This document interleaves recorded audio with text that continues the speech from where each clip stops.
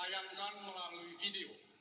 Ada 4 masalah melalui video. Masing-masing pasangan calon akan mendapat kesempatan untuk menanggapi dan memberikan solusi atas masalah-masalah tersebut.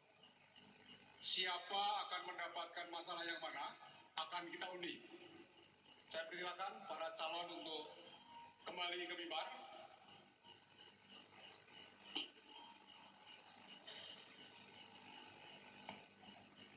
Saya persilakan calon bupati nomor urut 1 untuk mengambil undian yang ada di depan ini.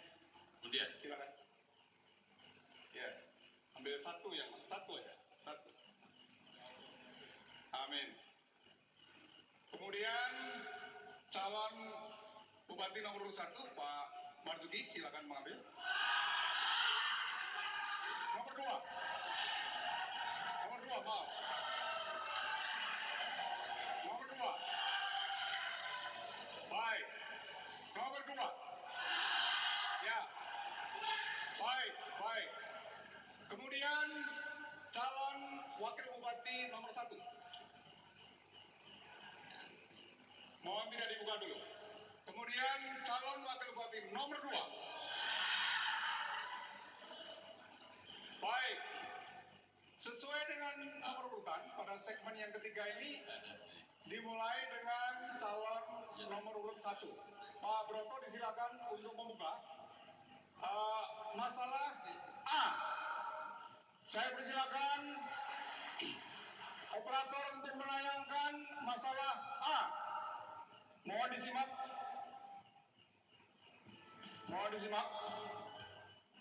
Ya. Layanan kesehatan adalah kebutuhan mendasar yang mesti dipenuhi pemerintah.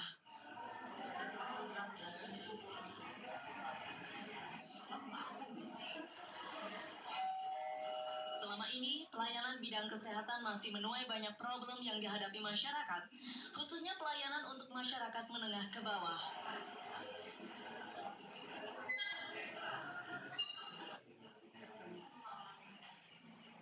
Ibarat kata, orang miskin dilarang sakit. Apa solusi saudara untuk mengatasi persoalan itu?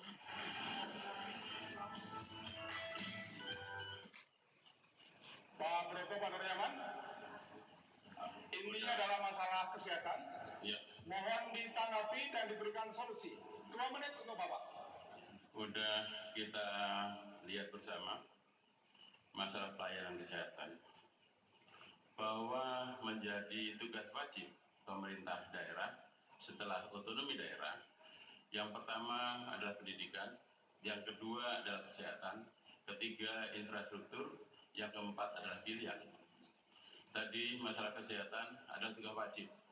Jadi adalah wajib bagi pemerintah untuk meningkatkan pelayanan kesehatan bagi seluruh rakyatnya. Kalau saya perhatikan tadi memang utamanya di Jepara, itu fasilitas kesehatan masih sangat kurang. Tadi yang tayangkan adalah Rumah Sakit Kartini, bahwa di Jepara ini penduduknya 1,2 juta jiwa, memerlukan minimal itu 40 puskesmas, karena satu puskesmas itu hanya mampu melayani 30.000 orang per tahun. Kita sekarang baru punya 21, sehingga masih kurang 19.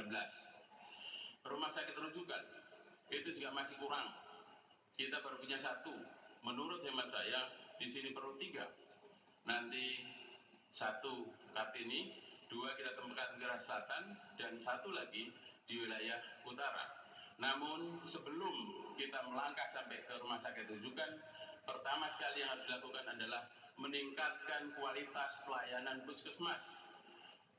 Kalau puskesmas bisa ditingkatkan untuk juga minap, maka setidak-tidaknya rujukan ke rumah sakit umum akan berkurang. Untuk itu maka minimal dalam 5 tahun ke depan 19 puskesmas harus dibangun. Pembangunan 19 puskesmas memang memerlukan uang banyak, tapi insya Allah kalau kita tidak korupsi maka itu akan. Terima kasih. Kita lanjutkan tayangan untuk Pak Marzuki, Pak Andi, mohon dibuka undian tadi, undian yang Pak Marzuki. Ya, video B, video B. Harap ditayangkan video masalah B. Kasus HIV/AIDS di Jepara sudah sangat memprihatinkan. Dinas Kesehatan Kabupaten DKK Jepara menyebutkan sejak tahun 1997 hingga September tahun ini ada sebanyak 689 orang dengan HIV/AIDS atau ODA. Tahun ini saja, sejak Januari hingga September, ditemukan 86 penderita baru HIV/AIDS di Jepara. Dari jumlah tersebut, 35 orang merupakan ibu rumah tangga, 19 orang dari kalangan buruh, karyawan swasta sebanyak 16 orang, balita dan anak-anak 10 orang, dan penderita dari kalangan PSK hanya 6 orang. Apa solusi saudara atas fenomena ini? Marzuki, soal HIV dan AIDS, tanggapan dan solusi. 2 menit untuk Bapak. Terima kasih. Perlu kami sampaikan kepada seluruh peserta dan pemirsa TVRI yang berbahagia bahwa setiap penyakit itu pasti ada obatnya, kecuali penyakit pikun. Sehingga apa yang terkait dengan HIV dan AIDS sebetulnya ada obatnya, namun karena keterbatasan pengetahuan manusia sehingga sampai dengan saat ini belum ditemukan obat penyakit HIV dan AIDS. Sehingga dalam mengatasi HIV dan AIDS di Kabupaten Jepara, yang pertama adalah kami akan mengajak kepada seluruh warga masyarakat Kabupaten Jepara untuk sadar akan pelaksanaan ajaran agama.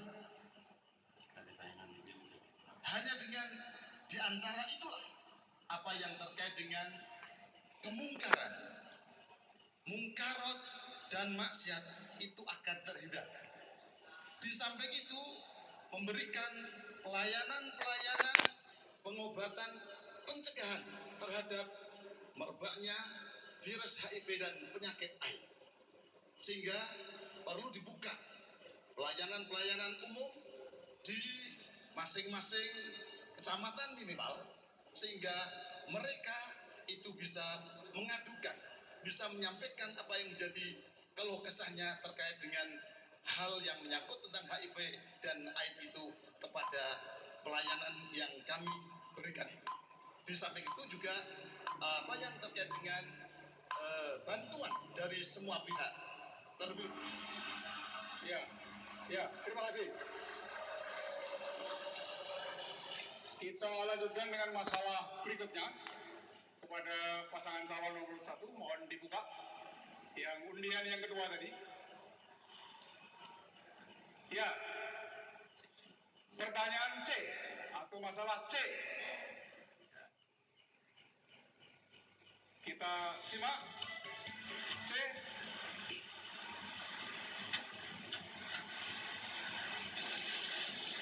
Pertambangan galian C, baik yang legal maupun yang ilegal, sudah berlangsung bertahun-tahun.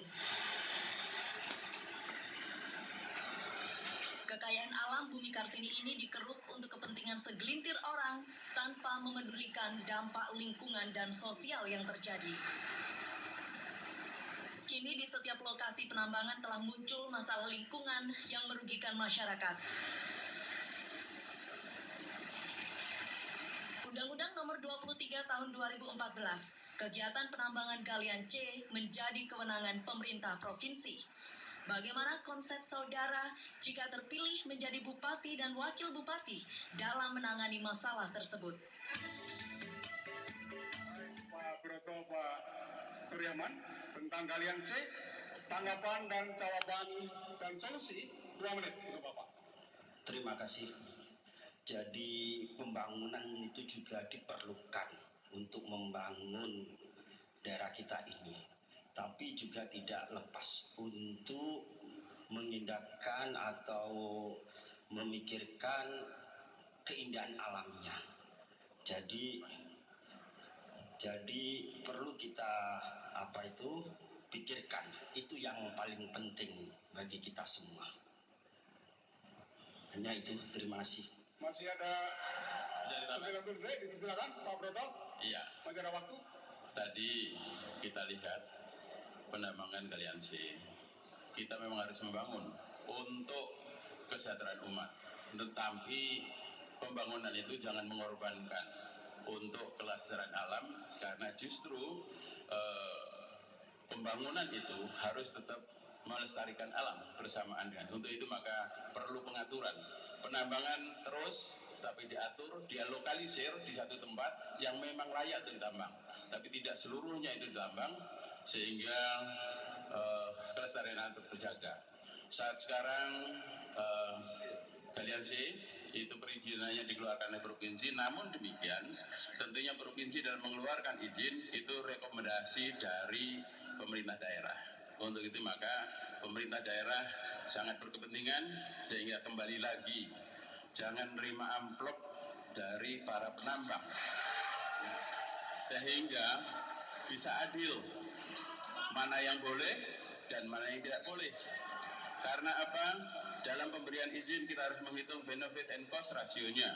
Benefit apa yang diperoleh masyarakat dan seberapa besar cost yang harus dikeluarkan oleh masyarakat.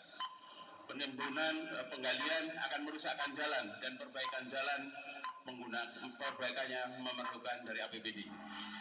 Baik. Kita lanjutkan masalah yang keempat untuk pasangan calon nomor urut 2. Mohon dibuka.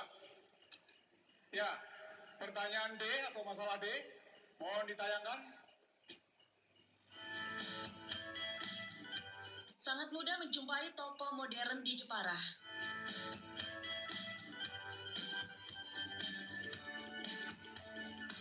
Keberadaan toko modern di kabupaten kini tidak hanya di perkotaan atau pinggir jalan raya. Toko modern sudah masuk sampai wilayah pedesaan. Lambat laun, toko-toko modern yang kini hampir dijumpai di setiap desa itu akan menggusur keberadaan toko-toko kelontong milik rakyat, bahkan pasar tradisional. Apa solusi saudara?